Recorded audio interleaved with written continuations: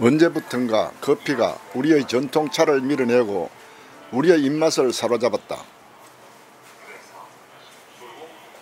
커피는 독특한 맛과 향을 무기로 성장을 거듭해왔다.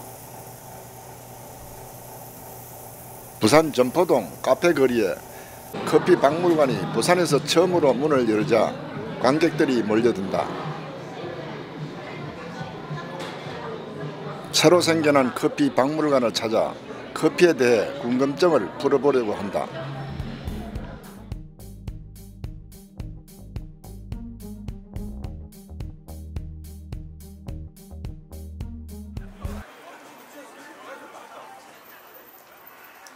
이곳 점포동은 몇 년 전만 하더라도 공구 상가들이 밀집해 있던 곳이다. 그러나 서민 일대가 부산의 중심지로 부상하자 공구 상가들은 다른 곳으로 이전하고 일부는 아직도 남아있다. 한때는 침체 국면에 들어갔었으나 젊은이들이 카페 거리로 재탄생시켜 지금은 세계에서 관광객이 찾아드는 관광 명소가 되었다. 이 카페 거리가 뉴욕 타임즈에서 선정이 돼서 나름 조금 이슈가 많이 됐는데 문화적인 공간이 없다 보니까 한 번, 두 번, 세 번 이래 재방문율을 올리고 싶은데 단지 여기 커피 박물관 하나 달랑 있다 보니까 유입하는 인구가 조금씩은 줄지는 않지만 그래도 평상은 좀 가고 있습니다. 지금 카페를 보자 하면 한 70군데 커피, 베이커리, 디저트 다 합해서 한 점포 카페 거리에 지금 현재 한 70개 정도가 있다 보시면 됩니다.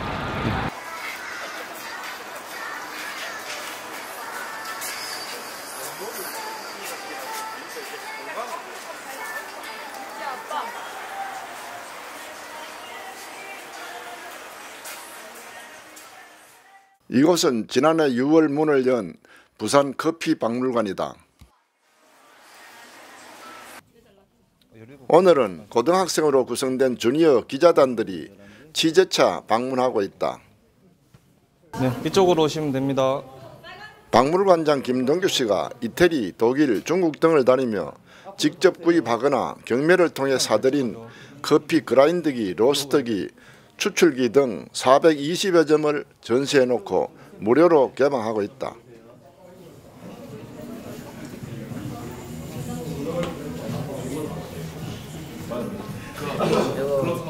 안녕하세요. 여기 부산커피 박물관입니다. 저희 박물관은 올해 2018년도 이제 6월 17일 오픈했어요.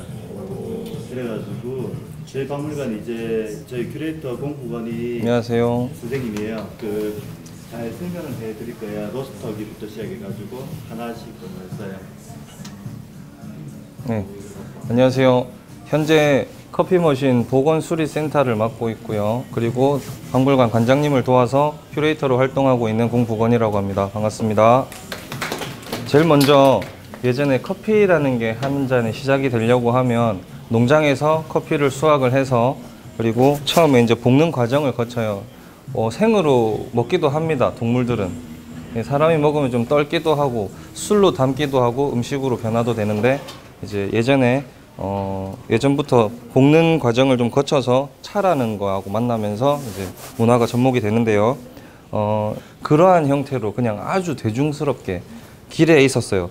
그래서 콩집에 가서 사서 볶지 않은 콩을 생두라고 하고 볶은 콩을 원두라고 하거든요.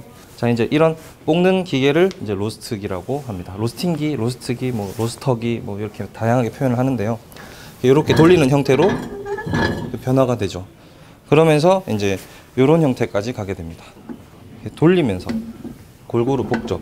상태를 좀 보면서 중간에 잘 탔나 안 탔나 확인하면서 이렇게 볶게 됩니다. 그러다가 이제 조금 불을 밑에 넣어가지고 불 조절도 하고 이렇게 돌리기도 하고 이런 형태로 이 형태가 이 형태거든요. 보시면 안에 보면 이게 좀 커진 버전이죠. 그러니까 가정용 업소용이라고 보시면 됩니다. 고무가 좀 으스러져가지고 보기만 하려고 올려놨어요. 벽걸이형 형태로 이렇게 나왔었다.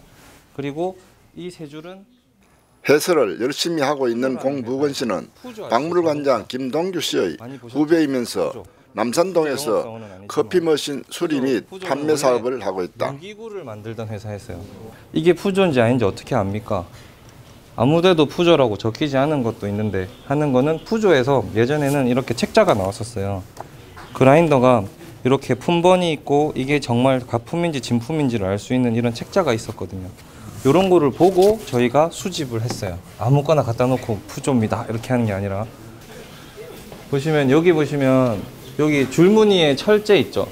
요게 세계 1차 대전, 2차 대전 때 병사들한테 보급이 나오던 그라인더예요. 실제로 미사용품인데 독일의 어떤 부대를 철거하다가 보급 부대에서 발견된 거예요. 그래서 저희 박물관 관장님께서 경매로 가져오셨는데 굉장히 가치가 있는 물건이겠죠. 1차 대전, 2차 대전을 겪은 아이니까 보이잖아요. 근데 이제 수압은 또 틀리죠. 이 기압하고 이 기압하고는 수압으로 일반 저희가 쓰는 이렇게 샤워기 틀 때 쓰는 물이 3바 정도 돼요. 약간 따가우면 4, 5바, 7바 정도 되면 아픕니다. 멍이 들 수 있어요. 낙수물, 허심천 같은 데가 막 떨어지면 발바닥 아프죠. 그 정도 굉장히 센 수압이고요.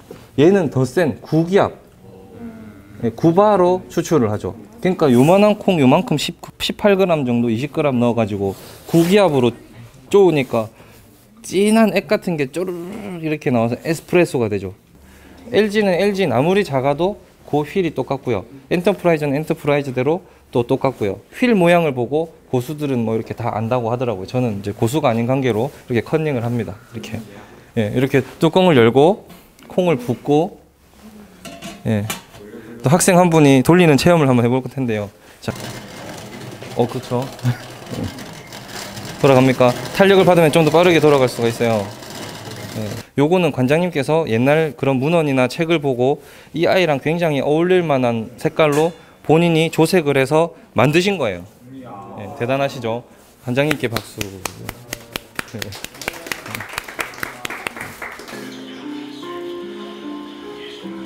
처음에는 별 뜻 없이 시작을 했습니다. 그런데 많은 사람들이 여길 다녀가고 좋아라는 모습 때문에 이제는 사명감 아닌 사명감이라는 게 생겼죠. 지인분들이 독일에 좀 많이 계셨습니다. 이민 가신 분도 있고 거기에 이제 파견 근무 가신 분들도 있고요. 그분들 집에 이태리나 이런 곳에서는 배송비가 비싸기 때문에 독일로 운반을 해가지고 그 집에서 이제 개별 포장을 해가지고 저희 한국으로 붙여주고 하시는 고마운 분들이 많이 있었죠. 적극적으로 도와주신 외국분들도 있었지만 지구 반대편에서 물건을 사온다는 것이 그리 쉽지만은 않았다. 물건값은 지불했는데 물건은 오지 않고 때로는 엉뚱한 물건을 보내오는 경우도 많이 있었다. 가끔 처음에는 몰라가지고 구매를 하고 나서 배송을 안 붙이시는 분들도 계시고 그 다음에 백돌이 포장돼가지고 온 적도 있었습니다. 그래가지고 사기 아닌 사기를 당한 적도 많았죠. 그럴 때 좀 많이 힘들었고요. 그 다음에 무게가 큰 거나 이제 위치가 상한 지역이나 멀리 있을 때 운반해서 많이 힘들었습니다.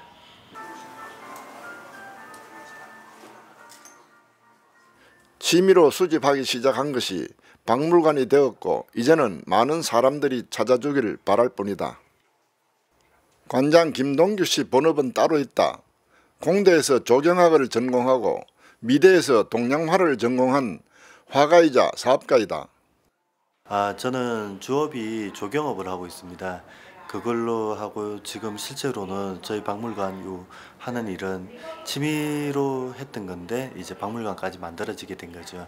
그리고 이게 박물관 하기 전 7년 전부터 제가 혼자 보고 즐기는 거 이제 많은 분들이 같이 나눠주니까 그게 더 좋습니다.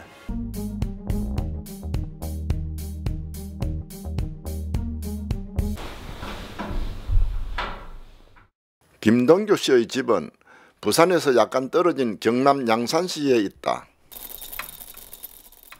김동규 씨 집에도 박물관 못지않게 많은 수집품들을 전시해 놓고 있었다. 저희 집에 있는 건 제가 모은 1000점 중에 이제 580점 정도가 전시되어 있습니다. 저희 박물관에는 보통 이제 큰 기물들이 많이 있고요. 저희 집에는 보시다시피 이제 커피 메이커스나 이제 작은 잔들, 뭐 커피 그라인더들, 작은 커피 그라인더들이 보통 많이 전시되어 있어요. 앞으로도 지금 계속 수집 중이니까 이제 일단은 여기에 수집품을 더 모은 다음에 박물관에 부족한 부분이 있으면 이제 다시 교체 작업이 들어갈 겁니다. 부산으로 합칠 겁니까? 지금 거기는 공간적인 협소한 면도 있고 하기 때문에 일단은 지금 두 번째 박물관을 하나 더 생각 중입니다. 커피에 관심을 갖게 된 동기가 있을 것 같아요. 예, 제가 처음 16년 전에 이제 골동품 수집부터 시작을 했습니다. 그리고 중간에 이제 큐레이터 자격증을 따고 이제 한국이나 일본, 중국 골동품에 관심이 많다가 이제 저 주변 지인분들이 이제 커피 쪽 취미생활로 하시는 분들과 본업을 하시는 분들, 그리고 저 와이프도 이제 큐 그레이드라고 국제 커피 자격증을 딴 다음부터 이제 저에게 많은 영향을 주게 되었죠.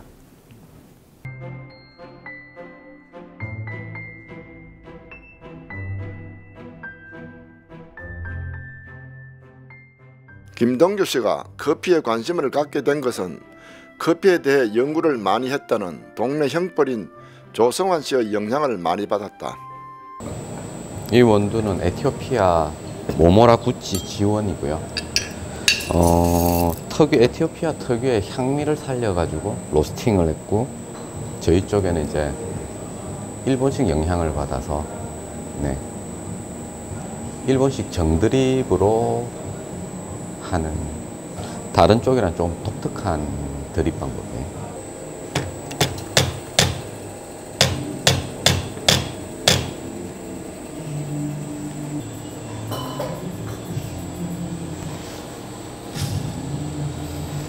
깔끔한 맛을 위해서 미분을 틀고 하리오로 추출하겠습니다.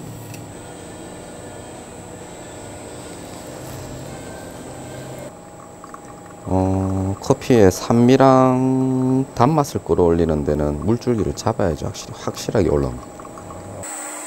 이 형 같은 경우에 직업이 원래 물리학 연구실에 있었어요. 그러면서 커피를 이제 어떻게 하면 물리학적으로 풀어낼 수 있을까, 거기에 대해서 연구를 많이 했습니다. 그래가지고 거기에 대해서 제가 많은 영향을 받게 되었죠.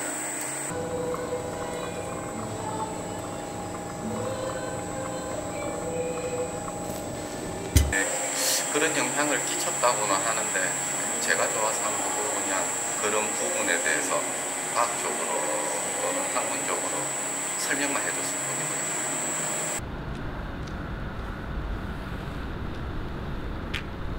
형 안녕하세요. 간장아. 기다려. 여기는 박성만 씨의 건축 사무실이다. 그러나 사무실보다는 미니 커피 박물관이 더 어울린다. 커피를 원래 좋아하는데 건축하고도 손님들 숙제도 많고 하니까 제가 직접 뽑은 커피를 배속하고 싶어가지고 해오게 됐어요. 옛날에 이런 일을 좀 했었거든요. 그래 본격적으로는 하지는 않더라도 지인들한테 이제 선물로 주기도 좋고 다른 거 주기도 좋고 내가 직접 뽑은 커피콩을 직접 준다는데 의미가 있으니까.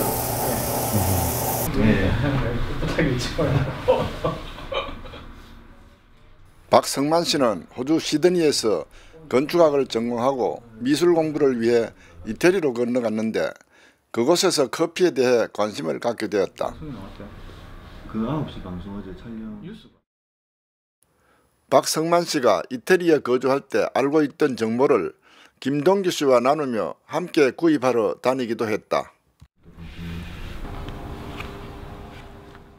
두 사람은 이태리에 있는 지인들과 지금도 연락을 주고받으며 계속 수집하는 진행형이다. 네, 제가 옛날에 이태리에 잠시 이제 머물고 있을 때 거기서 이제 이런 벼룩시장에 일주일에 한 번씩 하는 벼룩시장에 이제 집 주위에 있었거든요. 그때 이런 것도 그라인드나 그 유럽에 있는 골동품이나 이런 것들 많이 접하게 됐는데 그 이제 한국에 와가지고 이제 이 친구를 만남으로써 이제 이 친구가 그러니까 구입을 하고 김동규 관장이 구입하는 모습을 보고 우리도 이런 것들이 있다, 이런 것들이 나도 봐왔다 하고 이제 서로 이제 이야기를 하면서 이런 것들 모으기 시작했죠. 처음에 시작은 이제 루트를 모르기 때문에 인터넷이나 이쪽으로 시작을 했고요. 그 다음에 유럽 쪽 이제 이태리 위주로 많이 했었고요. 그 다음에 독일에서 저희 물건들이 꽤 많이 왔었어요. 그리고 각 나라에 이제는 딜러들이 많기 때문에 그 친구들하고 이제 메일을 주고받으면서 많이 구매를 하고 있습니다. 김동규 씨가 독일과 이태리, 중국을 다니며 사들인 수집품은 짧게는 수십 년에서 길게는 400여 년이 넘는 것까지 제작 연도는 천차만별이다. 또 일본에서 어렵게 구입한 그라인더도 있다. 제가 구입할 때 가장 힘들었던 게 이제 하리오 1800이라고 이 모델인데, 이 모델은 1960년에 일본 하리오사에서 한정판으로 나온 거예요. 그런데 6년 만에 구입하게 되었습니다. 처음 제가 이거 구입할 때 이제 많은 사람들에게 수소문하고 일본 옥션에도 10년 전에 마지막 경매가 돼가지고 더 이상 나오질 않았던 물건이었어요. 여기 보이시는 것은 1600년대 독일에서 만들어진 나무로 만들어진 맷돌 형식의 그라인더예요. 그리고 이 친구는 1825년 이제 독일에서 이 친구도 만들었는데 절구형이죠. 그리고 이 친구는 우리 옛날 한약방에서 약 가는 거랑 비슷하게 생겼죠. 이 세 개는 제가 정리를 하는 건 이제 원시 유물이라고 합니다. 저희 커피 박물관에 오면 이제 벽 군데군데 이제 커피의 어원이나 오스트르크 제국 커피, 그 다음에 한국 커피의 역사나 이제 여러 군데 여러 가지 설명들이 있습니다. 커피 생두 수입을 전문으로 하는 이상윤 씨가 박물관장 김동규 씨를 찾아왔다. 커피가 첫째 발견이 된 건 아마 6, 7세기경 정도. 그러니까 막 칼디의 전설이라는 뭐 제가 에티오피아 뭐 발견설이 있어요. 그 칼디라는 목동이 뭐 염소를 방목하면서 키우다가 그 커피 열매를 먹고 염소들이 기운이 없었던 염소들이 커피 열매를 먹고 기운을 차렸다라는 기록으로 보면 거기가 뭐 기원설이 맞을 것 같고요. 한 10세기 정도, 10세기 때 보면 이제 뭐 그런 문헌들이 발견이 됩니다. 그리고 한 15세기 정도 그 사이까지는 대규모 경작은 없었어요. 그러니까 에티오피아나 예멘 쪽에서 그 자연적으로 방목되어 있던 커피를 수확해서 이슬람 문화권에서 성장을 해왔고요. 15세기 정도에 예멘에서 이제 대규모 경작이 시작됐다라고 보는 게 정설로 받아들여지고 있습니다.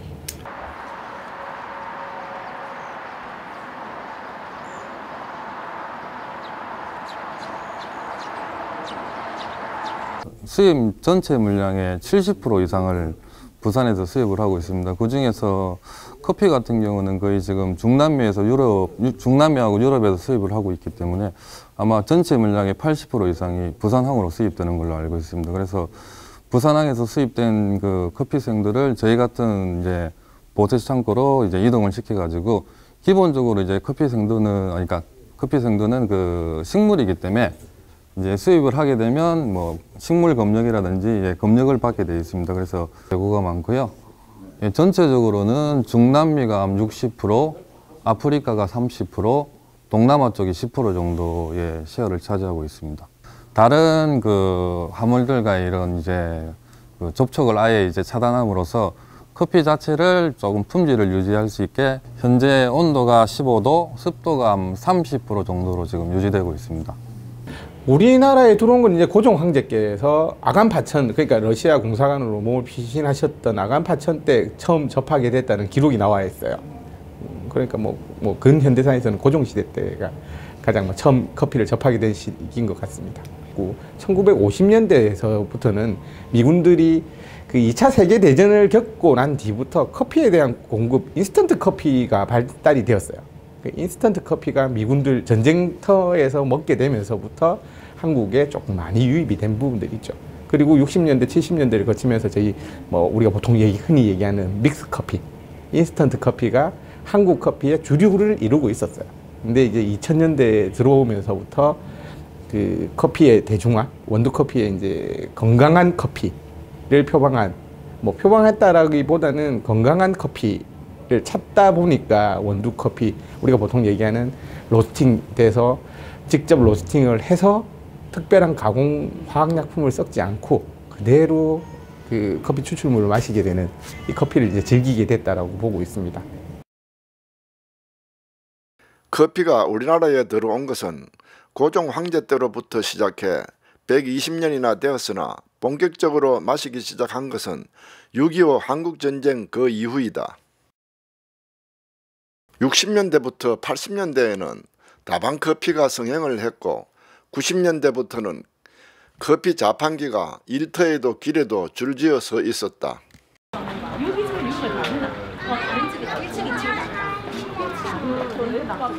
커피는 도시 농촌 할 것 없이 없는 집이 없고 언제 어디서든지 커피를 마실 수 있는 환경으로 발전해 왔다.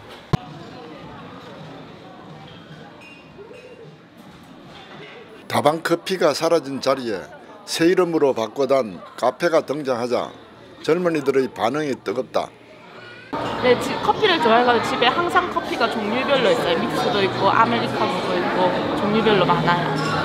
저는 커피가 쓴맛, 신맛 있는 걸로 아는데 쓴맛이 되게 좋아가지고 그게 뭔가 배부를 때 먹고 나면 소화되는 기분도 들고 해서 그 느낌이랑 맛이 좋아서 커피를 즐겨요.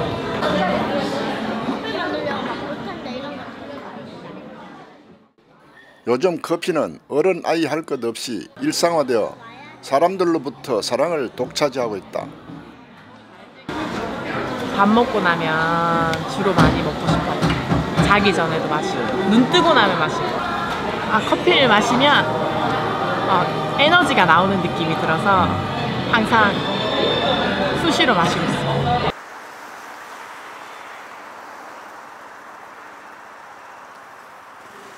엄청난 기술력을 흡수합니다. 자기 걸로 만드는 능력이 뛰어나다는 거죠. 여러분들도 이런 기술이나 이런 지식들을 가져가셔서 들은 대로만 아니고 좀 더 업그레이드해서 좋은 대한민국에 좋은 역할을 하시기 바랍니다. 얘가 세계에서 3대밖에 안 남은. 근데 유럽에 2대가 있고 아시아에 1대가 있는데 그게 여기 있는 거예요. 포르투갈에서 왔어요. 몇 대 안 남은 거라서 예를 들면 이렇게 사가서 부서지게 되면 없어져 버리는 아이가 되겠죠. 그러니까 가치보다는 모셔오기 힘든 아이였는데 이것도 역시나 박물관 관장님께서 이제 세계에서 1~2대밖에 없는 이런 것도 가지고 있어야 되지 않나, 그렇게 생각하시면 됩니다. 굉장히 노력을 많이 하셨죠. 자, 여기까지 커피 박물관 큐레이터 공복원이었습니다. 감사합니다.